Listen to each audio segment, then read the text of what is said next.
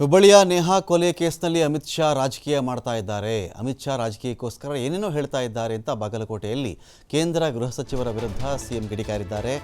ನೇಹಾ ಪ್ರಕರಣದಲ್ಲಿ ನಾವು ಆರೋಪಿಯನ್ನು ಕೂಡಲೇ ಅರೆಸ್ಟ್ ಮಾಡಿದ್ದೇವೆ. ಆರೋಪಿಯನ್ನು ತಪ್ಪಿಸ್ಕೊಂಡು ಹೋಗೋಕ್ಕೆ ನಾವು ಬಿಟ್ಟಿಲ್ಲ.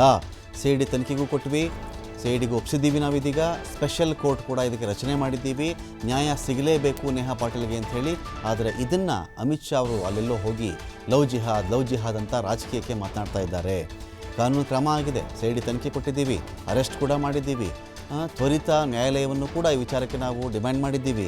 ಇಷ್ಟಾದರೂ ಇದೇ ಅಮಿತ್ ಶಾ ಅವರು ಇಲ್ಲಿ ನೇಹಾ ಪಾಟೀಲ್ ಒಂದು ಕೊಲೆ ವಿಚಾರದಲ್ಲಿ ಮುಸ್ಲಿಂ ಒಬ್ಬ ಭಾಗಿಯಾಗಿದ್ದ ಅನ್ನೋ ಕಾರಣಕ್ಕೆ ಈ ಥರ ಮಾತಾಡ್ತಾ ಇದ್ದಾರೆ.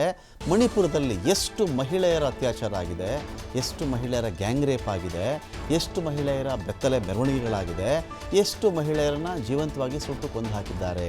ಇದ್ರ ಬಗ್ಗೆ ಇವರದ್ದೇ ಪಾರ್ಟಿ ಆಳ್ವಿಕೆ ಇದೆ ಮಣಿಪುರದಲ್ಲಿ, ಯಾಕೆ ಅಮಿತ್ ಶಾ ಅಲ್ಲಿ ಮಾತನಾಡಲ್ಲ ಅಂತ ಬಾಗಲಕೋಟೆಯಲ್ಲಿ ಅಮಿತ್ ಶಾ ಅವರಿಗೆ ಮುಖ್ಯಮಂತ್ರಿ ಸಿದ್ದರಾಮಯ್ಯ ಅವರು ಪ್ರಶ್ನೆ ಮಾಡಿದ್ದಾರೆ.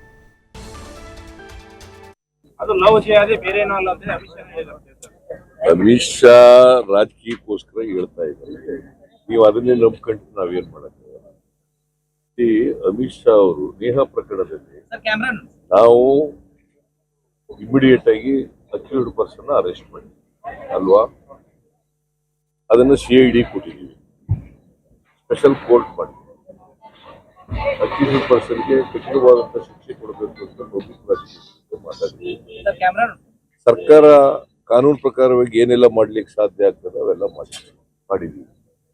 ಈಗ ಅದು ಜಿಹಾದ್ ಅಂತ ಹೇಳಿದ್ರೆ ಅವರು ರಾಜಕೀಯಕ್ಕೋಸ್ಕರ ಹೇಳ್ತಾ ಇದ್ದಾರೆ ಅಮಿತ್ ಶಾ. ಹಾಗಾದ್ರೆ ಅಮಿತ್ ಶಾ ಅವರು ಗೃಹ ಮಂತ್ರಿ, ಮಣಿಪುರದಲ್ಲಿ ಯಾಕೆ ಮಾಡಿಲ್ಲ?